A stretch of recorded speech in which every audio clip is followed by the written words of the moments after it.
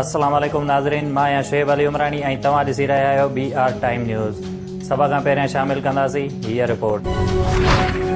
Sindh high court जे हुकुमनि खां पोइ collector जो डिपार्टमेंटल इम्तिहान पास न कंदड़ 15 कामोरनि खे सिंध हुकूमत उहिदनि तां हटाए छॾियो। उहिदनि तां हटायल कामोरनि में मखदूम शकीलुज़्ज़मान, गुलाम हैदर मंगरियो, चिरागुद्दीन हिंगोरो, कामरान शमशाद, मोहम्मद बाबिर कदीर, मोहम्मद असलम, सिकंदर अली खुश्क, अहमद अली लिगारी, इम्तियाज़ अहमद राजपर, शहजाद ताहिर थईम ऐं सैयद अहमद अली शाह शामिल।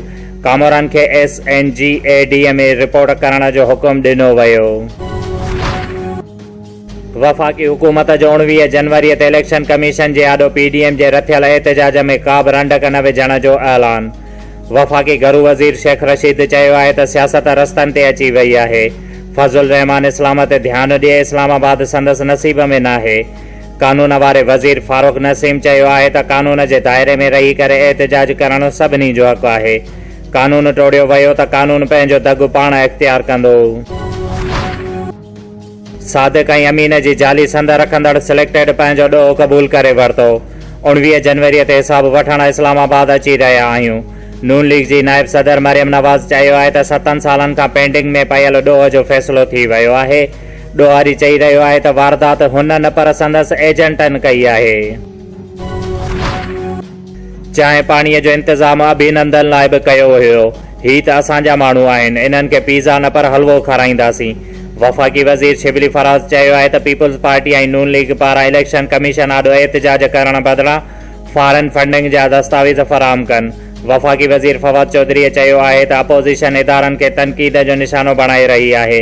अवाम खे ख़बर आहे त रोडनि ते भटकंदड़नि जो मुफ़ाद अवामी न पर ज़ाती आहे। PDM पारां इस्लामाबाद में 19 जनवरी ते इलेक्शन कमीशन आॾो भरपूर एहतजाज करण जो ऐलान। नून लीग जी रैलीअ जी क़यादत मरियम नवाज़ कंदी। मरियम औरंगज़ेब चयो आहे त इलेक्शन कमीशन फ़ैसिलो लिखण जी तयारी करे छॾे। PTI गैर कानूनी तरीक़े सां फंड मिलण जी तस्दीक करे छॾी आहे। उत्तर वज़ीरिस्तान में सिक्योरिटी फोर्सेस जो ऑपरेशन। दहशतगर्दनि सां फायरिंग जी ॾे वठि दौरान पाक फ़ौज जा 3 जवान शहीद। ISPR मूजिबि सिक्योरिटी फोर्सेस जे ऑपरेशन में 2 दहशतगर्द बि मारिजी विया। शहादत माणींदड़नि में लांस नाइक अब्बास खान, सिपाही ज़ियाउल इस्लाम ऐं अज़ैब मोहम्मद शामिल।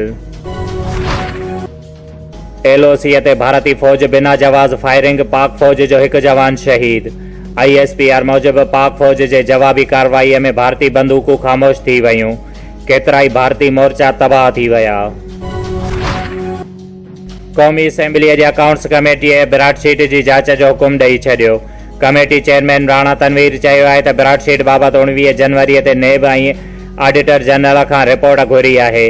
ॿुधायो वञे त बिराट शीट जूं ख़िदमतूं कॾहिं हासिल कयूं वयूं, ठाह रद्द कंहिं कयो ऐं केतिरी अदायगी थी। रेलवे वारे वज़ीर मुलाज़िमनि खे मिलंदड़ ओवर टाइम बंदि करण जो ऐलान करे छॾियो। आज़म सवातीअ चयो आहे त 50 सालनि खां खसारे में हलंदड़ रेलवेज़ खे नफ़े वारो इदारो बणाईंदासीं। कब्ज़ा माफ़िया रेलवे ऑफिसर्स ऐं पुलिस सां गॾिजी रेलवे जे ज़मीनुनि ते कब्ज़ा कया। हाणे इएं थियण न ॾींदासीं।